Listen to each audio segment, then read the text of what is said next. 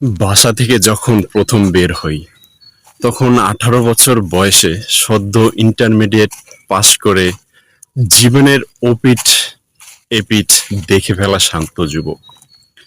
শুধু ঘরে ফেরার অবসর হয় না আমাদের, কালে ভদ্রে 5-7 দিনের জন্য যাই, যেখানে নিজের ঘরে নিজেই আমি এখন মেহমান এর মতোই।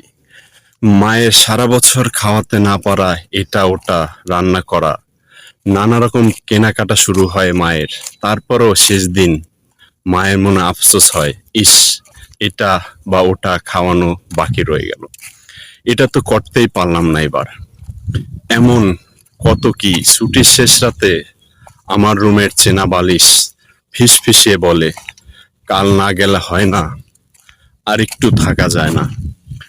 প্রতিবার ফেরার সময় আমি বিদায় নিয়ে আর পিছনে ফিরে তাকাই না, কারণ যদি একবার পিছনে ফিরে তাকাই তাহলে যে আমার আর ফেরা হবে না।